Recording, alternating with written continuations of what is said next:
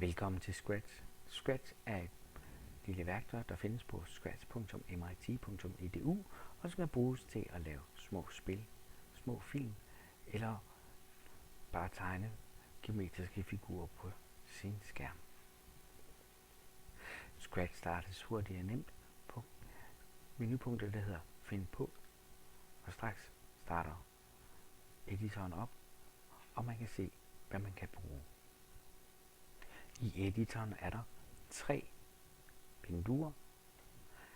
Det store unavngivne, hvor der står Untitled, det er der, hvor man har selve scenen, hvor man enten laver sin film eller sit spil, eller bare tegner på. Så er der nedenunder er der Sprites. Sprites er de figurer, vi har brug for at kunne lave noget på vores scene.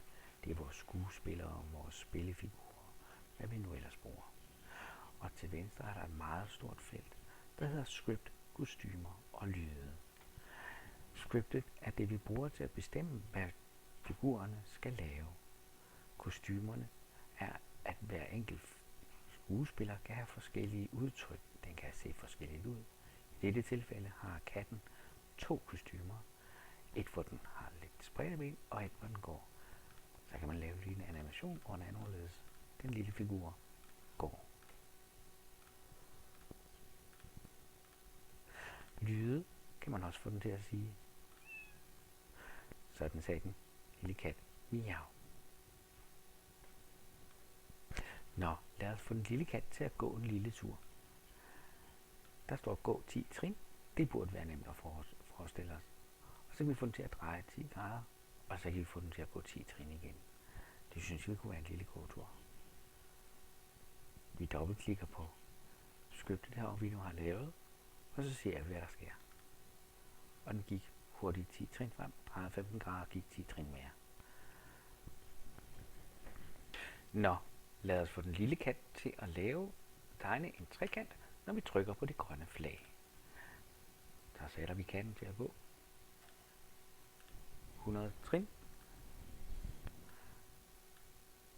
dreje 120 grader, og det skal vi så selvfølgelig gøre 3 gange.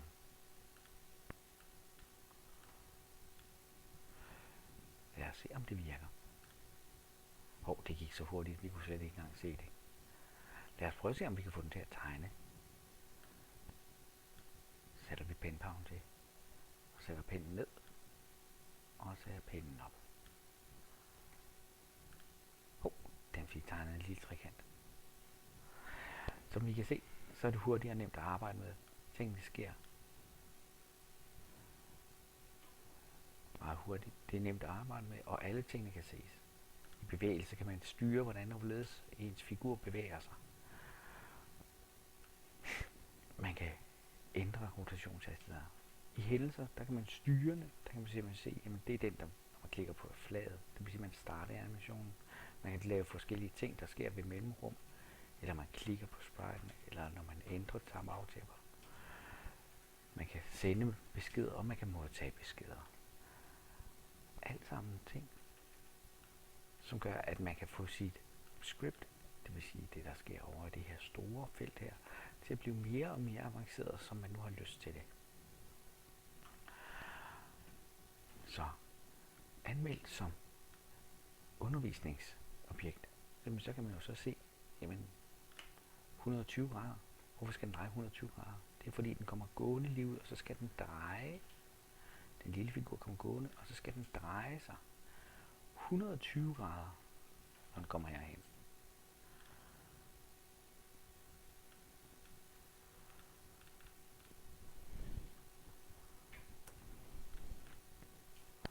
For at gå derned, og så skal den dreje sig 120 grader igen. Og så går den herop.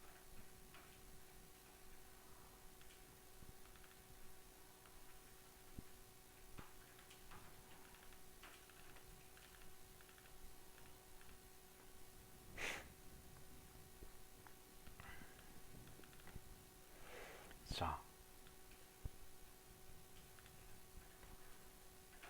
vi kan få vores lille figur til at tegne trekanter over det hele. Det er nemt at bruge. Alle trinene er nemmere at se og nemmere at gentage. Man kan forstå det meste rimelig nemt, og det er nemt at se, hvad der sker. Man kan så styre det med alle mulige lykker, gentagelser, for evigt, vente.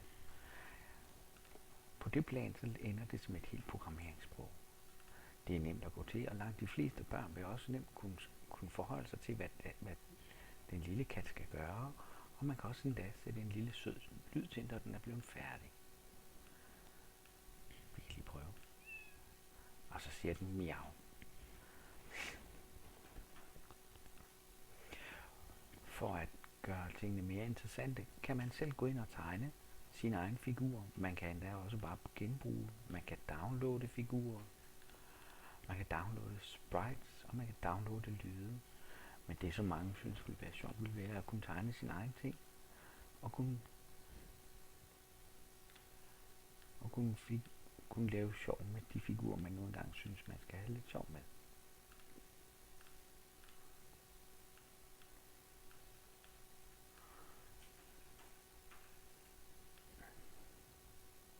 Man kan også optage sin egen lyde, så der ikke er den automatisk genererede lyd, men man kan selv lave sin egen lyd. Og det gør, at man kan selv sammensætte sin film og selv beslutte, hvad tingene skal gøre. Så det ender med, at det bliver meget frit og meget legende værktøj til at lave sin egen film eller spil. Eller at lave nogle matematiske figurer på skærmen. Alt i alt synes jeg, det er et praktisk værktøj, et nemt værktøj, og for mange børn også et sjovt værktøj at komme ind i og se, jamen, hvad kan man med computer, og hvordan fungerer det. Det er egentlig et programmeringssprog, og det viser faktisk, hvordan og hvorledes en computer gør, og hvordan den fungerer. Så i sidste ende, så vil jeg sige, ja, det er et godt værktøj, og man kan bruge mange timer på det, og man kan lege meget med det, og langt de fleste selv fra 3. klasse af vil kunne sætte sig ind i at lave diverse ting. Og styringen og lydene og det hele, det er nemt at forholde sig til.